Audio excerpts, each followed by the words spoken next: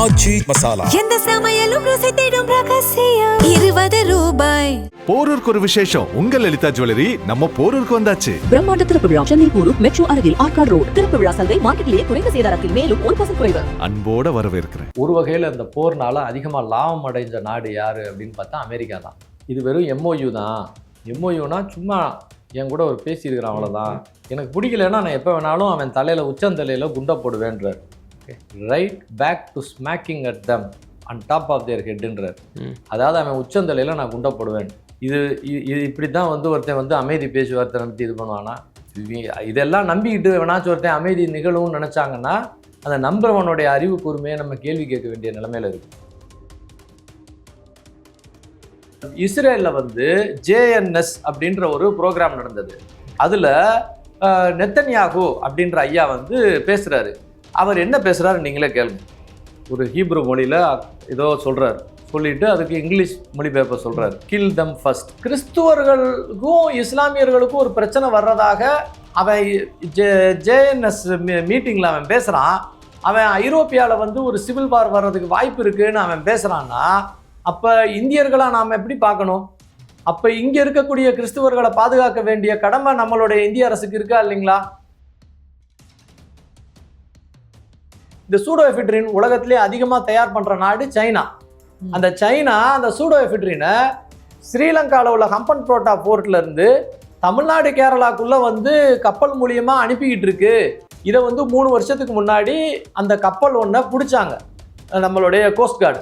அப்படி பிடிக்கும் போது அதில் AK-47 இந்த சூடோஎஃபிட்ரின்னு வேறு சில செல்ஃபோன்களை பிடிச்சிக்கும் போது அந்த செல்ஃபோனை ட்ராக் பண்ணும் போது அந்த ஃபோன் கால் எல்லாமே திருச்சி சிறைச்சாலையிலேருந்து வந்திருக்குது. அதனால திருச்சி சிறைச்சாலையில் நாங்கள் போய் என்ஐஏ அரெஸ்ட் பண்ணுறதுக்கு போனாங்கன்னு சொல்லி அன்னைக்கு திருச்சி சிறைச்சாலையில் என்ஐஏ ரைடு போனாங்க. அப்போ அவ்வளவு லாபத்தை இந்த மாஃபியா கும்பல் பண்ணுது. இப்போ மோடி பிடிக்காதுன்னா மோடிக்கு அகேன்ஸ்டாக பரப்புரை பண்ணுறதுக்கு உள்ளேயே உங்களுக்கு பணம் வேணும். அந்த பணத்தை இந்த சூடோஎஃபிட்ரின் மூலியமாக உள்ளே கொண்டு ஒரு நெட்வொர்க்கை உருவாக்கிக்கிறது. நாளைக்கு தீவிரவாதம் பண்ணணும்னாலும் அதே அமைப்பு வச்சு பண்ணிக்கலாம். இது இந்தியாவுடைய பாதுகாப்புக்கே பிரச்சனை. நாம் ஒரு ஏசிமெட்ரிக் ப்ராக்சி வாரில் இருக்கிறோம். இந்த சூழ்நிலையில் இந்தியா சில பொருளாதார பிரச்சனைகளை கூடிய விரைவில் சந்திக்க வாய்ப்பு இருக்குது. பெட்ரோல் விலை டீசல் விலையெல்லாம் கூடுச்சுன்னா எல்லா விலைவாசியுமே கூடும். இப்போ இந்திய பிரதமர் உலகம் ஃபுல்லாக போய் நான் உங்களுக்கு ட்ரோன் செஞ்சு கொடுக்குறேன், நான் மிசைல் செஞ்சு கொடுக்குறேன், அதனால எங்களுக்கு ஆர்டரை கொடுங்கன்னு சொல்லி ஆர்டர்லாம் வாங்கிட்டு வர்றாரு. உலகமே போரில் இருக்கும் போது இந்தியா போர் ஆயுதங்கள் தயார் பண்ணுற நாடாக மாறிச்சுன்னா இந்த 5-6 வருடங்கள் நம்மளுக்கு ஒரு வாய்ப்பையும் உருவாக்கும். எப்பயுமே ஒரு ரிஸ்க் இருக்கா? ஒரு என்ன வாய்ப்பு? பொருளாதார முன்னேற்றத்துக்கு ஒரு வாய்ப்பு இருக்குல்ல. இதே நம்ம மோடி ஐயா நம்மளே நம்மளோட ஆயுதங்களை தயார் பண்ணிக்க முடியும்னு சொல்லி மகாபலிபுரத்தில் மீட்டிங் போடும் போது எல்லாரையும் கேள்வி பண்ணானுங்க. இன்னைக்கு நம்மளே ஆயுதம் தயார் பண்ணி நம்ம நிறைய நாடுகளுக்கு பிரம்மோஸ் மிசைல் விற்கிற கண்டிஷன்ல போயிட்டோம். அப்ப நம்ம ஆயுதம் தயார் பண்றதுல ஒரு முக்கிய இடத்துல இருக்கிறோம்ல.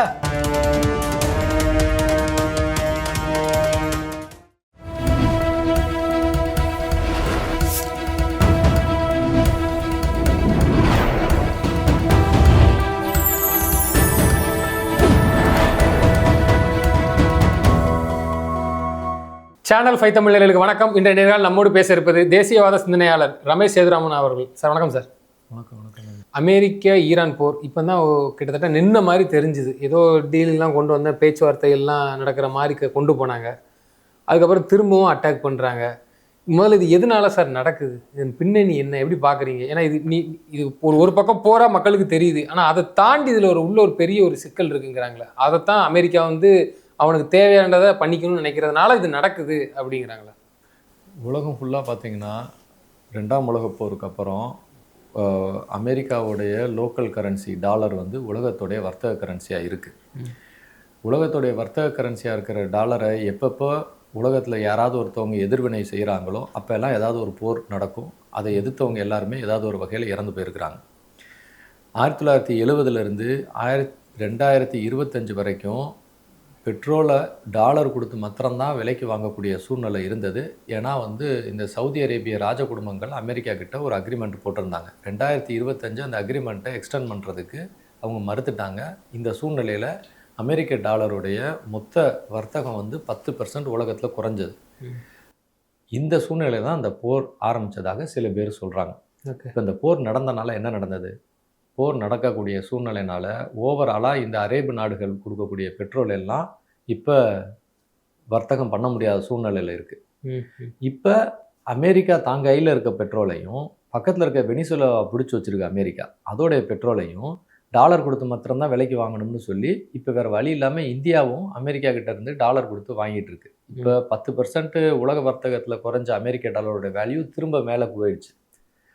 ஸோ ஒரு வகையில் இந்த போர்னால அதிகமாக லாபம் அடைஞ்ச நாடு யார் அப்படின்னு பார்த்தா அமெரிக்கா தான். ஸோ மறந்துடக்கூடாது, உலகத்திலே அதிகமாக ஆயுதம் தயார் பண்ணுற நாடும் அமெரிக்கா தான். ஸோ இந்த போர் சூழ்நிலையினால ஐரோப்பிய நாடுகள்லேருந்து உலக நாடுகள் எல்லாமே அதிகமாக ஆயுதத்தை வாங்க ஆரம்பிச்சிருக்கு. 3%லேருந்து 6% வரைக்கும் டிஃபென்ஸ் பட்ஜெட்டாக இருந்த முக்கால்வாசி ஐரோப்பிய நாடுகளுக்கு இப்போ 20லேருந்து 25% வரைக்கும் அவங்களோட டிஃபென்ஸ் பட்ஜெட் இன்க்ரீஸ் ஆகிருக்கு. அப்போ இந்த ஆயுதங்கள் எல்லாம் திரும்ப அமெரிக்கா கிட்ட இருந்து தான் வாங்குது. ஸோ திரும்பவும் அமெரிக்கா பலமாயிடுது. ஸோ உலக சரித்திரத்தை நம்ம திரும்ப திரும்ப படித்து பார்த்தோம்னா நம்மளுக்கு தெரியும், உலகம் நல்லா இருக்கும்போது அமெரிக்கா நல்லா இருக்காது. உலகத்தில் ஏதாவது பிரச்சனை இருந்தால் தான் அமெரிக்காவுக்கு நல்ல ஒரு வாழ்க்கை இருக்கும். ஸோ அதே மாதிரி இந்த வட்டம் உலகத்தில் பிரச்சனை இருக்குது, அமெரிக்கா நல்லா இருக்குது. ஸோ அது பாயிண்ட் 1. உலகத்தில் எங்கெங்கே அந்த கப்பல் போக்குவரத்து இருக்கோ அந்த சூழ்நிலையெல்லாம் ரிஸ்க் இருக்கக்கூடிய வாய்ப்பு இருக்குது. எல்லா பெட்ரோல் கிணறுமே அங்கங்கே எரிஞ்சிக்கிட்டு இருக்குது. ஒன்று ஈரான்காரன் கொண்டு போட்டு எரியுதுன்னா, சில நேரத்தில் தானாக எரியுதுன்றான், ஒவ்வொருத்தனும் ஒரு கதையை சொல்கிறான். அப்போ ரஷ்யாவுடைய பெட்ரோலை இப்போதைக்கு இந்தியா வாங்க முடியாத சூழ்நிலை இருக்குது. அதனால் ரஷ்யா பெட்ரோலை வாங்க முடியல. இருக்கிற ரஷ்யாவுடைய பெட்ரோல் கிணங்கு ஃபுல்லாக யுக்ரைன் படைகள் வந்து தாக்குதல் பண்ணி உடச்சுட்டான்னு சொல்லி ஒரு வாரத்துக்கு முன்னாடி செய்தி பார்க்குறோம்.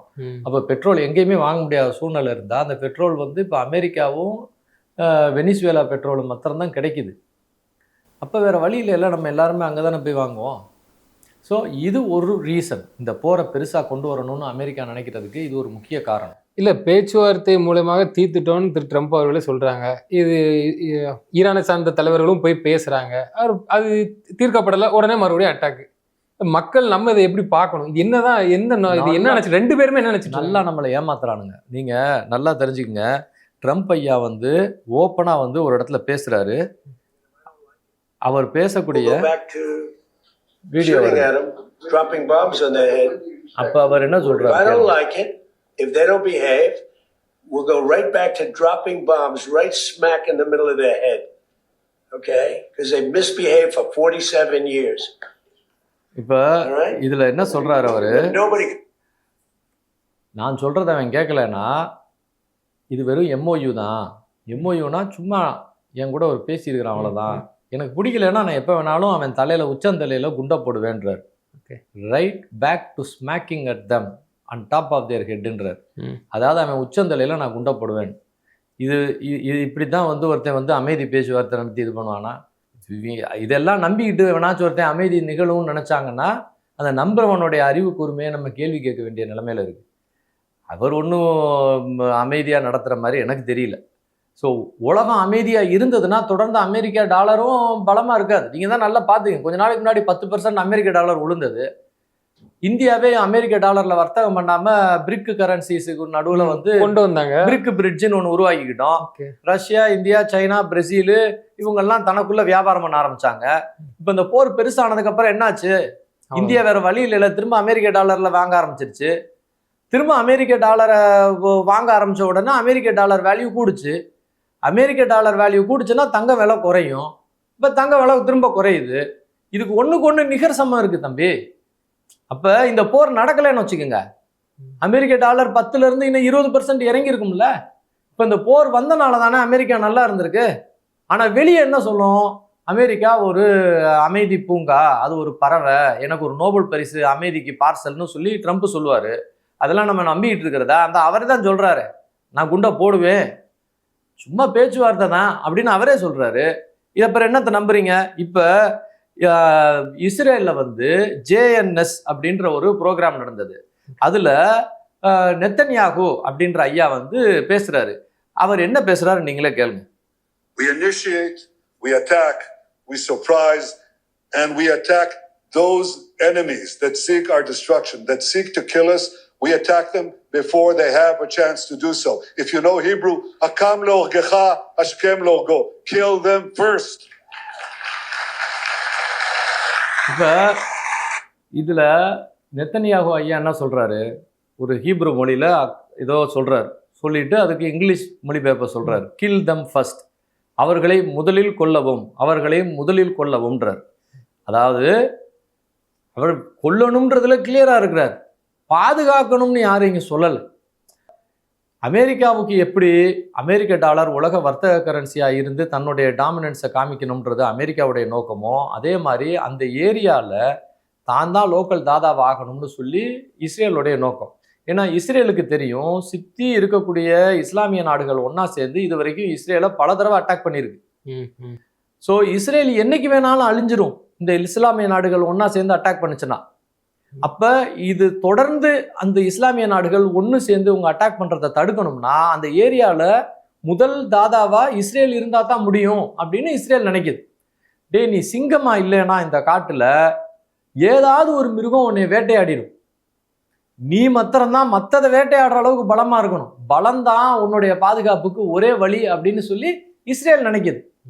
அதனால இஸ்ரேல் என்ன பண்ணுது, அந்த ஏரியால தன்னை எதுக்கக்கூடிய சக்திகள் யாராரோ ஒன்று அவனை நண்பன் ஆக்கிடு, இல்ல அதையும் நண்பனா ஆகாம எவன் இருக்கானோ அவனையெல்லாம் அழிச்சிருன்னு நினைக்குது. இப்ப சுத்தி இருக்கக்கூடிய ராஜ குடும்பங்கள் எல்லாம் இஸ்ரேலோட நண்பன் ஆயிட்டான். அதாவது சவுதி அரேபியா, அபுதாபி, துபாய், இவன் எல்லாம் இஸ்ரேலோட நண்பன் ஆயிட்டான். அவன் சொல்றத அவன் அப்படியே கேட்டுக்கிட்டு இருக்கான். இப்ப அவன் சொல்றதை கேட்காதவன் யாரு அப்படின்னு சொன்னோம்னா ஈரான் தான். காரணம் என்ன, நம்ம இதே சேனல்ல பேசியிருக்கோம். ஈரான் அப்படின்றது ஒரு தத்துவார்த்தத்தின் மூலியமா உருவாக்கப்பட்ட நாடு, ஒரு நாடு. அந்த தத்துவார்த்தம் எங்க இருந்து வந்தது, ஈஜிப்ட்ல சையது குதுப்னு ஒருத்தர் புஸ்தகம் எழுதுறாரு. அந்த புஸ்தகத்தை ஃபாலோ பண்ணக்கூடிய ஒருத்தர் அப்துல் நாசர்னு இருக்கிறாரு. அந்த அப்துல் நாசருடைய ஸ்டூடெண்ட் தான் கோமேனின்றவர். அந்த கோமேனியால் உருவாக்கப்பட்ட இஸ்லாமிக் ஸ்டேட் ஈரான். சோ ஈரானுடைய நோக்கம் என்ன, அந்த நாடு எதுக்காக உருவாக்குனாங்க அப்படின்னா உலகத்துல உள்ள இஸ்லாமியர்கள் எல்லாம் ஒன்னா சேர்த்து இஸ்லாமிய காலிஃப் உருவாக்கணும்னு நினைக்கிறாங்க. அதாவது முகமது ஐயாவுடைய இறப்புக்கு அப்புறம் தொடர்ந்து கலிஃபா முறை இருந்தது. அதாவது மத தலைவரே அந்த நாட்டின் தலைவராக இருந்தாங்க. அந்த கலிஃபா முறையை 1919 வெள்ளைக்காரன் அழிச்சிடுறான். இவங்க இந்த கலிஃபா முறையை திரும்ப கொண்டு வரணுன்றதுக்காக உருவாக்கப்பட்ட நாடு தான் ஈரான். ஈரானுக்காகவே உருவாக்கப்பட்ட நாடு இல்லை, உலக இஸ்லாமியர்களை ஒன்று சேர்த்து இஸ்லாமிய கலிஃபாவை திரும்ப உருவாக்கணுன்றதுக்காக உருவாக்கப்பட்ட நாடு. ஆனா ராஜ குடும்பங்களினுடைய நோக்கம் என்னன்னா கலிஃபா முறை வந்துடக்கூடாது. கலிஃபா முறை வந்தா ராஜ குடும்பங்கள் இருக்காது, உல்லாசமா வாழ முடியாது. அப்ப மத குருவே ராஜ்ய தலைவரா இருக்கணும்னா ஒரு ராஜ குடும்பம் எப்படி ராஜ்ய தலைவரா இருக்க முடியும்? அப்ப ராஜ குடும்பங்கள் என்ன பண்ணுது, இந்த கலிஃபா முறை வரக்கூடாதுன்னு சொல்லிட்டு இஸ்ரேல் அமெரிக்காவோட கைகோர்த்துக்கிறது. இது நிறைய இஸ்லாமியர்களுக்கு விவரம் தெரியாம அவன் முஸ்லீம் நாடு சவுதி அரேபியா, அதனால முஸ்லீம் உதவுவான்னு இவங்களா சும்மா நினைச்சுக்கிட்டு இருக்கிறாங்க. அந்த முஸ்லீம் ராஜாவோடைய நோக்கம் அது இஸ்லாமிய கேலிஃபா வரக்கூடாதுன்னு நினைக்கிறாரு. அதனால அவர் இஸ்ரேல் அமெரிக்காவோட தான் கைகோர்த்து நிற்கிறாங்க. அப்ப இந்த அரேபு நாடுகள் எல்லாத்தையும் தான் கைவசம் வச்சிருக்கக்கூடிய இஸ்ரேலு அமெரிக்கா இப்போதைக்கு இந்த கலிஃபா முறையை பேசக்கூடிய ஈரானை டோட்டலா அழிச்சிடணும்னு நினைக்குது. ஈரானுக்கு இப்போதைக்கு புதுசா ஒரு நண்பன் கிடைச்சிருக்கான், அது ஈராக்ல ஏதோ ஒரு எலெக்ஷன் ஒரு ஆள் வந்திருக்கான் போல, அவரை ஈரானுடைய முக்கிய தலைவர் போய் பார்க்க போயிருக்கிறாரு. அப்ப ஈராக்கும் ஈரானும் ஒண்ணு சேர்றதுக்கு ஒரு பிளான் போட்டுக்கிட்டு இருக்காங்க. ஈராக் ஆல்ரெடி அமெரிக்காவோட கண்ட்ரோல்ல தான் இருக்கு. ஆனாலும் அதுக்குள்ள இருக்கக்கூடிய மனிதர்கள் இருக்காங்கல்ல, அவங்க ராஜ குடும்பம் கிடையாது. அவங்க இந்த இஸ்லாமிய தத்துவத்துக்கு அந்த கலிஃபா முறை வேணும்னு நினைக்கக்கூடிய சில மனிதர்களா இருக்கிறதாக சொல்றாங்க. இஸ்ரேல் என்ன நினைக்குதுன்னா, இப்போதைக்கு நம்ம கையில நம்மளை எதிர்க்கக்கூடிய சக்தி இஸ்லாமிய நாடுகள்ல நம்மளை எதிர்க்கக்கூடிய சக்தி யாராருக்கு இருக்கு, ஈரானுக்கு இருக்கு. ஈராக் இனிமே நம்ம கண்ட்ரோல் இருந்தாலும் என்னைக்கு வேணாலும் கண்ட்ரோல் விட்டு போகலாம். டர்க்கிக்கு இருக்கு, அதுல எர்டோகான் ஒருத்தன் இருக்கான், அவனும் கொஞ்சம் நிறைய அந்த ட்ரோனுங்கெல்லாம் செஞ்சு வச்சிருக்கான். டர்க்கி நாளைக்கு அவன் என்னதான் யூரோப்பியன் யூனியன்ல இருந்தாலும் நாளைக்கு முஸ்லீம் நாடுன்னு ஒன்னா சேர்ந்துட்டு நம்மளை அடிச்சாங்கன்னா நம்மளுக்கு பிரச்சனை வந்துடும். அதுக்கு எல்லாத்துக்கும் மேல பாகிஸ்தானை பார்த்து பயப்படுது. ஏன்னா பாகிஸ்தான் ஒரு விளங்காத நாடா இருந்தாலும் அது ஆட்சியாளர்கள் விளங்காதவனுங்களா, கைக்கூலிகளா, காசுக்காக அமெரிக்கா பூட்ஸை நக்கக்கூடிய மனிதர்களா இருந்தாலும் பாகிஸ்தான் அணு ஆயுதம் உள்ள நாடு. என்னைக்காவது இந்த அணு ஆயுத சக்திகள் வேறவன் கையிலேயாவது கொடுத்தா இஸ்ரேல் ஒன் பாம்ஸ் கண்ட்ரின்னு சொல்லுவானுங்க. ஒரு குண்டு போட்டா அந்த நாடே அழிஞ்சு போயிடும், அவ்வளவு சின்ன நாடு தான் அது. ஒரு அணு குண்டு போட்டாலே முடிஞ்சு போச்சு. அது சொல்லக்கூடாது, நம்ம நல்லா இருக்கட்டும் அந்த ஊர், எதை யாருமே நல்லா இருக்கணும் தான் நம்ம நினைக்கணும். ஆனா அவங்க அந்த வார்த்தையை பயன்படுத்துறாங்க, நான் பயன்படுத்தல. அவங்க சொல்றாங்க இட்ஸ் அ ஒன் பாம் ஸ்டேட்ன்றாங்க. அதாவது ஒரு குண்டு போட்டாலே அந்த நாடு இல்லாம போயிடும். அப்ப அணுகுண்டு கிடைக்கவே கூடாதுன்றதுல இஸ்ரேல் ரொம்ப கவனமா இருக்குது. ஸோ இந்த பாகிஸ்தானும் இந்த ஈரானும் ஒன்னா சேர்ந்தா ஒருவேளை திடீர்னு இந்த அணு சிந்தனையை இங்க கொடுத்துட்டானன்றதுன்னு அவனும் பயப்படுறான். இந்த சூழ்நிலையில இந்த போர் நடக்கணும்னு அவன் நினைக்கிறான். இந்த போர் நடந்தாதான் அவனை டோட்டலா அழிக்க முடியும் அப்படின்னு அவங்க ஒரு பக்கம் நினைச்சுக்கிட்டு இருக்கிறாங்க. பாகிஸ்தானையும் உடைக்கணும்னு நினைக்குது இஸ்ரேல்ல உள்ள சில சக்திகள். பாகிஸ்தானுக்குள்ளேயும் சில அமைப்புகளை உருவாக்கி அதை உடைக்கணும்னு நினைக்குது. அதனாலதான் இடையில இப்போ ஒரு மீட்டிங்ல வந்து அந்த ஃபீல்டு மாஸ்டரை வந்து கொல்லதுக்கு இது பண்ணாங்க அப்படின்னு சொல்லி கூட ஒரு தகவல் இருந்துச்சு. அப்படி இவங்க சொல்றாங்க. இன்னைக்கு லெவல்ல பாகிஸ்தானை இவங்க அழிக்கணும்னு அவசியமே இல்லை. பாகிஸ்தானை அழிக்கிறதுக்கு 2 சக்திகள் உள்ளே இருக்கு. ஒன்று அந்த ஃபீல்ட் மார்ஷல் அர்சிம் முனீரும், அப்புறம் இன்னொருத்தர் இந்த ஜவா ஷெரீஃப்னு ஒருத்தர் இருக்கான்ல, அவங்க 2 பேருமே போதும் அந்த நாடை நாசப்படுத்துறதுக்கு. அதனால இவங்க போய் அதை நாசப்படுத்தணும்னு அவசியம் கிடையாது. இன்னொன்று என்ன அப்படின்னா, பாகிஸ்தானும் 5-6 உடையும்னு அந்த காலத்திலேயே இப்போ எங்கள் ஆரவில்ல இருக்கிறோம் மதர் வந்து ஆரவில்ல உள்ள மதர் சொல்லியிருக்கிறாங்க. ஒரு நாள் வரும் இந்த பாகிஸ்தான்ன்ற நாடு ஒரு 5 பிரிவாக உடஞ்சி அது 3 பிரிவு வந்து இந்தியாவோட சேர்ந்துரும்னு அவங்க வந்து அந்த காலத்தில் குறி சொன்ன மாதிரி சொல்லியிருக்காங்க. ஸோ எப்படியும் தொடர்ந்து பாகிஸ்தான் ஒன்றா இருக்கக்கூடிய வாய்ப்பு கிடையாது. ஸோ இதுதான் இன்னைக்கு உள்ள உலக சூழ்நிலை. இந்த போர் வந்து இப்போதைக்கு வேகமாக முடியும்னு நினைக்க முடியாது. இந்த போருடைய இன்னொரு காரணமும் இருக்கு. அது என்னன்னா ரஷ்யா யுக்ரைன் போர். அதுவும் இதுவும் நேரடியாக சம்பந்தப்பட்டது. இப்போ ரஷ்யா யுக்ரைன் போரில் வந்து ரஷ்யாவில் போய் அவன் குண்டை போட்டான் அப்படின்னு உடனே ரஷ்யாக்காரன் ஆயுதத்தை வந்து எக்ஸ்ட்ராவாக கொடுக்க ஆரம்பிச்சிடுறான் ஈரானுக்கு. இப்போ ஈரான் இவ்வளவு பெரிய போர் வந்து இவ்வளவு தடைகள் பண்ணியும் ஈரானுக்கு ஆயுதங்கள்லாம் எப்படி கிடைக்குது? ரஷ்யாவும் சைனாவும் உதவி பண்ணாமையா ஈரான் இவ்வளவு தூரம் கொண்டு வந்து நிற்கிறான்? ஸோ பேக்ரவுண்ட்ல ரஷ்யா சைனா உதவி பண்ணிக்கிட்டு இருக்கு. இதை வந்து ஏசிமெட்ரிக் ப்ராக்சி வாரன்னுவாங்க. பதிலுக்கு அவங்களும் ட்ரோன்களை கொடுக்குறாங்கன்னு சொல்றாங்க. தொழில்நுட்பம் அது இதெல்லாம் இல்லாம இன்னைக்கு ஒரு சாதாரணமா ஒரு காது குத்து வைக்கணும் வீட்டுலன்னா நீங்க எவ்வளவு வேலை செய்ய வேண்டியது இருக்கு. கல்யாணம் பண்ணணும், கல்யாண மண்டபத்தை பிடிக்கணும், அதை பிடிக்கணும், இதை பிடிக்கணும், காய்கறி வாங்கணும், அவனை வைக்கணும். ஒரு சாதாரண காது குத்துக்கே நீங்க எவ்வளவு விஷயங்கள் ஒன்னா சேர்ந்தா ஒரு காது குத்து நடத்தணும்னா, ஒரு பெரிய லெவல்ல போர், அதுவும் அமெரிக்கா மாதிரி பெரிய சக்தியை எதிர்த்து போர் நடத்தணும்னா எவ்வளவு உதிரி பொருள்கள் வெளியே இருந்து வரணும், ரா மெட்டீரியல் வரணும், உங்க ஃபேக்டரி இருக்கணும். இவ்வளவும் செஞ்சா தானே அந்த ட்ரோன் அனுப்பி அடிக்க முடியும். அந்த தொழில்நுட்பம் வேணும், சேட்டலைட் வேணும். இதெல்லாம் ஈரான் கிட்ட இப்ப இருக்கா? ஈரானுக்கு உதவி பண்ணிக்கிட்டு இருக்கு ரஷ்யாவும் சைனாவும். ரஷ்யா சைனா உதவி இல்லாம ஈரான்னால இத்தனை நாள் தாக்கு பிடிச்சு நின்று இருக்க முடியுமா? இந்தியா உதவி பண்ணுது, சோறு கொடுக்குது, மருந்து கொடுக்குது. இந்தியா அதை வெளிப்படையா செய்யுது. இப்பயும் இந்தியா மருந்து ஈரானுக்கு நம்ம தான் சப்ளை பண்றோம்.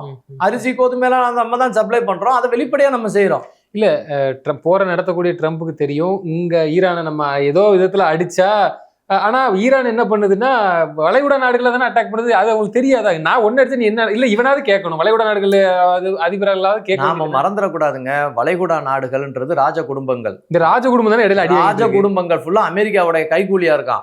அவன் தான் அமெரிக்காவுடைய போர் தளவாடங்கள் அங்க வச்சிருக்கிறான். அப்ப அவன் யார அடிப்பான்? இங்க இருந்து அமெரிக்கா போய் அடிக்கிற அளவுக்கு இவனுக்கு மிசைல் பவர் இருக்கா? இல்ல. அப்ப ஆள் யார் இருக்கான்? இவன் தானே இருக்கான். நீங்க அப்ப இவன் பக்கத்துல இருக்கான், இவனுடைய பேஸ் இருக்குன்னா அவன் பேஸ்ல தானே அவன் குண்டப்படுவான். அப்படி குண்டை போட்டா என்ன ஆகும்? பெட்ரோல் ஃபுல்லா நின்று போகும். அந்த பெட்ரோல் நின்று போச்சுன்னா அந்த வளைகுடா நாடுகள் இந்த பெட்ரோலை நம்பி தான் வாழ்ந்துகிட்டு இருந்துச்சு. இந்த ஜிசிசி கண்ட்ரிஸும் சவுதி அரேபியாவும். அவன் பெட்ரோல் அங்க இருக்காது. அப்ப அவன் நாசமா போவான். அப்ப அமெரிக்கா தன்னோட பெட்ரோலை வித்து அவன் நல்லா இருப்பான். அந்த போர்ல ஒரு வகையில அமெரிக்கா லாபம் அடையுது, இன்னொரு வகையில இஸ்ரேல் லாபம் அடையுது.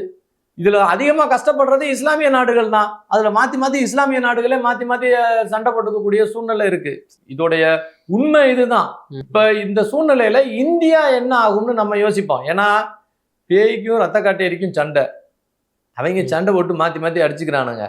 இதுல இவங்க ஒரு பக்கம் என்ன சொல்றானுங்க, இது பெட்ரோல் சம்பந்தமான போர் அப்படி இப்படின்னு ஒரு சைடு பார்த்தா கூட, இன்னொன்னு ஜெடியோ கிறிஸ்டின் அலையன்ஸுக்கும் இஸ்லாத்துக்கும் உள்ள ஒரு வகையான ஒரு போர்னு ஒரு ரிலீஜியஸ் வார்னு ட்ரம்பே பேசுறார் ஒரு இடத்துல. அப்ப இது ஹேஸ் அ ரிலீஜியஸ் பேர் என்ன ஐடியா இன்டு இட்னு அவரே சொல்றார். அப்ப ஜுதியோ கிறிஸ்டின் அலையன்ஸ் ஒரு பக்கம், யூதர்களும் கிறிஸ்துவர்களும் ஒரு சைடு சேர்ந்து இஸ்லாமியர்களை அடிக்கிறாங்க அப்படின்னு இவன் பரப்புரை பண்றான். அப்ப இந்த சூழ்நிலையில இந்த போர் இதோட மாத்திரம் நிக்குமா அப்படின்னா, இந்த இஸ்ரேல்ல அந்த நடந்ததுல JNS அந்த மீட்டிங்ல ஒருத்தர் ஐயா பேசுறாரு, இந்த போர் கூடிய விரைவில் ஐரோப்பியாவுக்கு போகும், அங்க சிவில் வாரா மாறும். ஐரோப்பியாவில் இருக்கக்கூடிய ஜெர்மனி, பிரான்ஸ், பிரிட்டன்ல இருக்கக்கூடிய இஸ்லாமியர்கள் அங்க இருக்கக்கூடிய கிறிஸ்தவர்களை அட்டாக் பண்ணக்கூடிய சூழ்நிலை வரும்.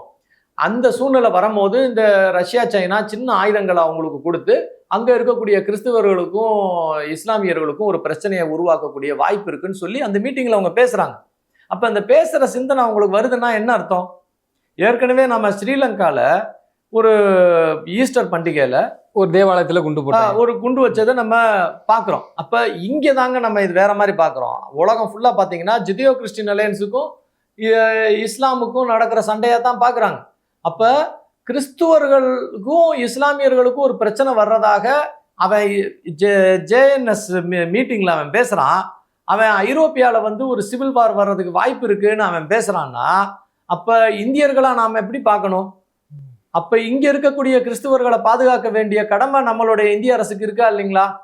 அப்போ இங்கே மீடியாலெல்லாம் என்ன பேசிக்கிட்டு இருக்கிறான், இங்கே சோசியல் மீடியாவில் எப்படி பரப்புரை பண்ணுதாங்க, இங்கே தீவிரவாத சிந்தனைகள் உள்ளவங்க அவங்களுடைய ஆளுங்க கிட்ட என்ன பரப்புரை பண்ணுறாங்க, அப்போ இங்கே உள்ள சர்ச்சுகளுக்கு நம்ம பாதுகாப்பு கொடுக்கணும். இவங்க ஒருவேளை சர்ச்சுகளை வந்து குறிவிப்பாங்கன்னு சொல்லி ஜேஎன்எஸ் மீட்டிங்கில் பேசுகிறாங்கன்னா ஐரோப்பிய சர்ச்சுகள் குறிவைக்கப்படும்னு அவன் பேசுகிறான். அது இன்னைக்கு நேத்து இல்லை, ஒவ்வொரு தடவை கிறிஸ்துவ பண்டிகை வரும்போது ஐரோப்பியாவில் ஏதாவது ஒரு அசம்பாவிதம் நடக்கும். அது இன்னைக்கு நேத்து இல்லை, அது தொடர்ந்து நடந்துகிட்டு இருக்கிற விஷயம்தான். அது ஒன்றும் நம்ம இன்னைக்கு சொல்லணும்னு அவசியம் இல்லை. பழைய நியூஸ் எதை எடுத்தாலுமே தெரியும். ஒவ்வொரு தடவை கிறிஸ்துவம் ஈஸ்டர் பண்டிகை இதெல்லாம் வரும்போது அங்கே தீவிரவாத அட்டாக் வந்து ஐரோப்பியாவில் நடக்கும். ஜெர்மனி, பிரான்ஸு, பிரிட்டனில் ரெகுலராக நடக்கிற ஒரு விஷயம். இப்போ அதே சம்பவம் ஒருவேளை கைமீறி பெருசாக போச்சுன்னா அதே மாதிரி ஒரு சில விஷயங்கள் இந்தியாவில் வரக்கூடிய வாய்ப்பு இருக்கா? கேரளாவில் எக்கச்சக்கமான தேவாலயங்கள் இருக்கு. அப்போ கேரளா தேவாலயங்களை பாதுகாக்க வேண்டிய அவசியமும் பொறுப்பும் இந்திய அரசாங்கத்துக்கு இருக்கு. தமிழ்நாட்டு முதல்வர் ஐயா வந்து இதை கவனிக்க வேண்டிய ஒரு முக்கிய விஷயம் இருக்கு. ஏன்னா நம்ம மறந்துடக்கூடாது. இப்ப நடுவுல வந்து தமிழ்நாட்டுல வந்து இந்த யாரோ ஒரு மினிஸ்டர் வந்து ஒரு டேப்லெட்டை ட்ரக்ஸ் அப்படின்னு ஒரு ஏதோ சொல்றாங்க. சரத்து ஆமா, அவர் வந்து அவர் குழந்தைக்கு ஏதோ மாத்திரை கொடுக்குறேன்னு சொல்றாரு. அது என்ன வேணாலும் இருந்துட்டு போகுது. ஆனா அந்த வீடியோவை நம்ம பார்க்கும்போது அதுல வந்து ஒரு விஷயம் நம்ம தெரிஞ்சுக்கிறோம். அவர் ஒன்றும் இலைய ஒன்றும் கசக்கலை. கரெக்டா? செடியிலிருந்து வந்த பொருள் இல்லைல்ல, அது மாத்திரை தானே. அப்போ இவங்க என்ன சொல்றாங்க, இந்த மாதிரி மாத்திரை தாங்க மெத்தாம்பிட்டமின்றது. அப்போ இந்த மெத்து மாத்திரை வடிவத்தில் தான் வரும்னு நாம சொல்லலைங்க, திமுக காரங்க சொல்றாங்க. அப்போ இலை கிடையாது இல்லை, அது மெத்துன்றது மாத்திரை. மாத்திரை எங்க செடியில அங்கே விளையுது. அந்த மெத்தாம்பிட்டமின்னா என்ன? அது சூடோஎஃபிட்ரின்ற ஒரு கெமிக்கலை ப்ராசஸ் பண்ணிங்கன்னா மெத்தாம்பிட்டமின் ஒரு ட்ரக்கு கிடைக்கும். இந்த சூடோஎஃபிட்ரின் உலகத்திலே அதிகமாக தயார் பண்ணுற நாடு சைனா. அந்த சைனா அந்த சூடோஎஃபிட்ரினை ஸ்ரீலங்காவில் உள்ள ஹம்பன் புரோட்டா போர்ட்ல இருந்து தமிழ்நாடு கேரளாக்குள்ள வந்து கப்பல் மூலியமா அனுப்பிக்கிட்டு இருக்கு. இதை வந்து 3 வருஷத்துக்கு முன்னாடி அந்த கப்பல் ஒன்றை பிடிச்சாங்க நம்மளுடைய கோஸ்ட் கார்டு. அப்படி பிடிக்கும் போது அதில் AK-47 இந்த சூடோஎஃபிட்ரின்னு வேற சில செல்போன்களை பிடிச்சிக்கும் போது அந்த செல்போனை ட்ராக் பண்ணும் போது அந்த ஃபோன் கால் எல்லாமே திருச்சி சிறைச்சாலையில இருந்து வந்திருக்குது. அதனால திருச்சி சிறைச்சாலையில நாங்க போய் என்ஐஏ வந்து அரெஸ்ட் பண்றதுக்கு போனாங்கன்னு சொல்லி அன்னைக்கு திருச்சி சிறைச்சாலையில என்ஐஏ ரைடு போனாங்க. அப்போ உள்ள ரைடு போகும்போது எக்கச்சக்கமான பேர், ஒரு 60-70 பேருக்கு மேல கம்ப்யூட்டரு, லேப்டாப்பு எல்லாம் வச்சுக்கிட்டு கப்பல்ல, கடல்ல உள்ள கப்பல்ல இந்த மாதிரி சூடோஎஃபிட்ரினை இந்தியாவுக்குள்ள கொண்டு வர்றதை கண்டுபிடிச்சாங்க. எதுக்குடா அந்த சூடோஎஃபிட்ரினை உள்ள கொண்டு வர்ற அப்படின்னா, ரொம்ப கம்மி விலையில 100 ரூபா 110 ரூபா ஒரு கிலோவுக்கு, கரெக்டான விலை எனக்கு தெரியாதுங்க, ஆனா அந்த மாதிரி ரொம்ப கம்மியான விலைக்கு 1 கிலோ சூடோஎஃபிட்ரினை இங்க கொண்டு வந்து இங்க உள்ள பயலுகிட்ட கொடுக்குறானுங்க. இந்த பசங்க அதை எடுத்து கொண்டு போய், அதாவது ஒரு மாஃபியா அவனுங்க எடுத்து கொண்டு போய் அதை மெத்தாம்பிட்டமினா மாத்தினோம்னா 1 கிலோ பல லட்சம் ரூபா போயிடும். அப்போ அவ்வளவு லாபத்தை 120 ரூபாய்க்கு சூடோஎஃபிட்ரினை வாங்கி, 1 கிலோ சூடோஎஃபிட்ரினை வாங்கி அதை அப்படியே 1,20,000 ரூபாயை மாத்தினீங்கன்னா எவ்வளவு லாபங்க? அப்போ அவ்வளவு லாபத்தை இந்த மாஃபியா கும்பல் பண்ணுது. முக்கால்வாசி இந்த மாஃபியா கும்பல்ல தலைவா இருக்கிறவன்லாம் பாத்தீங்கன்னா வேற என்ன, ஒரு பாய் ஒருத்தர் இருந்தாங்க, அவன் பேர் என்னங்க, ஜாஃபர் சாதிக்ன்ற திமுக பாய். அப்ப இவனுங்க தான் அதோட ஹெட்டா இருக்கானுங்க. இப்ப இந்த பணம் இந்தியாவில மாத்திரம் இந்த சூடோஎஃபிட்ரினை வாங்கி மெத்தாம்பிட்டமினா மாத்தி ஊரெல்லாம் வியாபாரம் பண்றவனுங்க இப்படி ஒரு 10 லட்சம் பேருக்கு மேல வியாபாரம் பண்ணிட்டு இருக்கிறானுங்க. இந்த 10 லட்சம் பேர் கொடுக்குற காசு இந்த திருட்டு பசங்களுக்கு எல்லாம் போய் ஒரு பேரலல் கவர்மெண்ட் நடந்துகிட்டு இருக்கு. இவனுங்க தான் இந்த திருட்டு பணத்தை வெளியே கொண்டு போறது, திருட்டு பணத்தை உள்ள கொண்டு வர்றது. இவன் பேக்ரவுண்ட்ல யார் இருக்கா? சைனாக்காரன். இல்ல இப்ப சைனா வந்து இதுல முக்கியமா இதுல இன்வால்வ் ஆகுதுன்னா அது நோக்கம் என்ன இருக்கும்? ஒரு போர் கதைனா இல்ல வேற பிரச்சனை? இது பேர் வந்து ஏசிமெட்ரிக் ப்ராக்சி வார்ன்றாங்க. ஒரு நாட்டை வந்து வெறும் ஆயுதங்கள்னால மாத்திரம் தான் நீங்க கண்ட்ரோல் பண்ண முடியும்னு அர்த்தம் இல்ல. ஒரு நாட்டை கண்ட்ரோல் பண்ணோம்னா அந்த நாட்டுடைய ஜட்ஜுங்க, அந்த நாட்டுடைய போலீஸ்காரனுங்க, அந்த நாட்டுடைய மீடியா, அந்த நாட்டுக்குள்ளேயே இருக்கக்கூடிய மக்கள், இது எல்லாத்தையும் நீங்க கண்ட்ரோல் பண்ணணும். அப்பதான் அந்த நாட்டுக்கு யார் அரசியல் தலைவரா வருவாருன்றதை நீங்க தீர்மானம் பண்ண முடியும். அப்போ உங்க காசு உள்ள பல லட்சம் கோடி ரூபா உள்ள புலரணும். அதுதான் வந்து சேனல்களுக்கு கொடுக்கப்படணும், அதுதான் டிவி காரங்களுக்கு கொடுக்கப்படணும். உங்களுக்கு பிடிக்காத ஆள் வந்து இப்போ மோடி பிடிக்காதுன்னா மோடிக்கு அகேன்ஸ்டா பரப்புரை பண்றதுக்கு உள்ளேயே உங்களுக்கு பணம் வேணும். அந்த பணத்தை இந்த சூடோ எஃபிட்ரின் மூலியமா உள்ள கொண்டு வந்து ஒரு நெட்வொர்க்கை உருவாக்கிக்கிறது. நாளைக்கு தீவிரவாதம் பண்ணணும்னாலும் அதே அமைப்பு வச்சு பண்ணிக்கலாம். இதுக்கு இந்த ஜாஃபர் சாதிக் மாதிரி ஆளுகளை எல்லாம் ஜெயலலிதா மாதிரி தலைவர்னால தான் கொல்ல முடியும். அவங்களெல்லாம் கூப்பிட்டு வச்சு அவங்களுக்கு ஒரு பெயில கொடுத்து அவங்களையும் வந்து நான் சட்டத்தின் முன்னாடி போய் நிப்பாட்டுறேன்னா உன் சட்டம் என்னைக்கு தீர்மானம் கொடுக்கறதுக்கு அவன் ஆளக்காலி வந்துட்டு போயிடுவான்.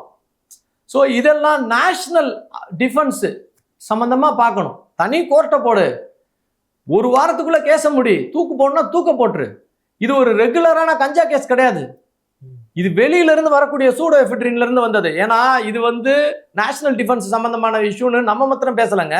அமெரிக்காவுடைய டிஃபென்ஸ் ஹெட்டா இருக்கக்கூடிய ஒரு ஐயா இருக்காரு. அவர் பேர் வந்து கேஷ் பட்டேல்னு சொல்லி FBI ஹெட். அவர் வந்து அவர் நாட்டுக்குள்ள அமெரிக்காக்குள்ள மெத்தாம்பிட்டமின், ஃபென்டினல் மெட்ராஸ் போர்ட்ல இருந்து கிளம்பி இருக்கக்கூடிய சாட்சியை வந்து ஓப்பனா பப்ளிக் மீட்டிங்ல காமிச்சார்.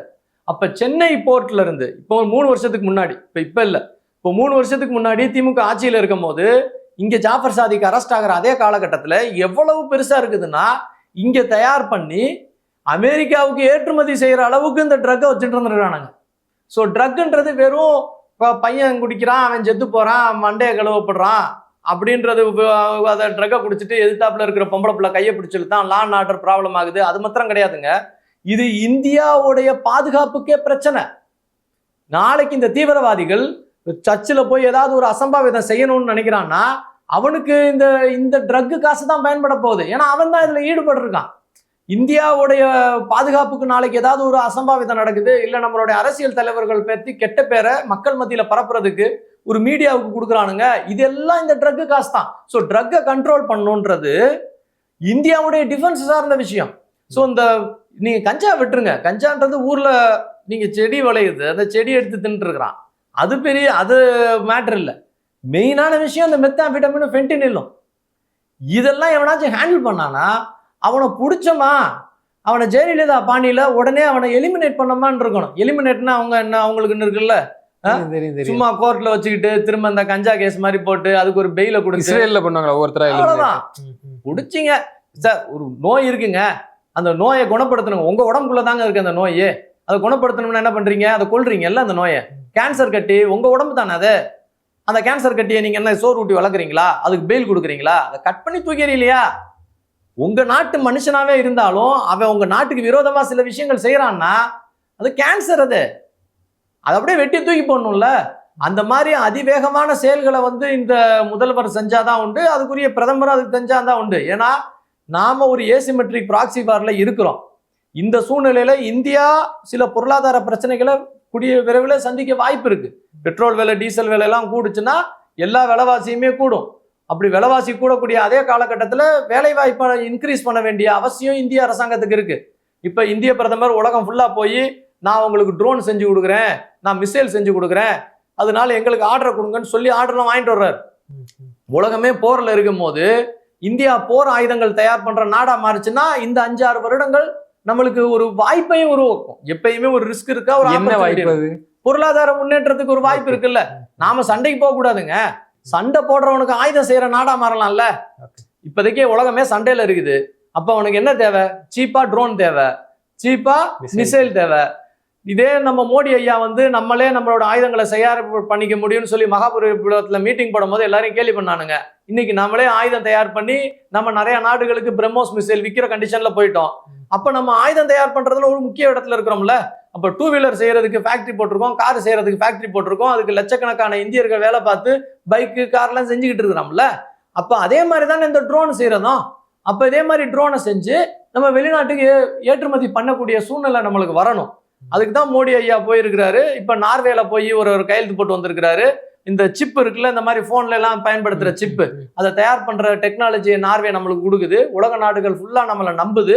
அப்ப இந்த தொழில்நுட்பம்லாம் வந்ததுன்னா நம்ம இதை தயார் பண்ணி நம்ம ஏற்றுமதி பண்ணக்கூடிய பொருளாதாரமா வரலாம். ஸோ ஒரு பக்கம் இந்தியாவுக்கு ஒரு பிரச்சனை வரும் அப்படின்னு நம்ம பார்த்தா கூட, இன்னொரு பக்கம் நல்ல தலைவர்கள் இருக்கும் போது இந்த பிரச்சனையை நம்மளுடைய ஆப்பர்ச்சுனிட்டியாகவும் மாற்ற வாய்ப்பு இருக்கு. நிச்சயமா சார். தொடர்ந்து தங்கள் கருத்துக்களை பயந்தமைக்கு நன்றி.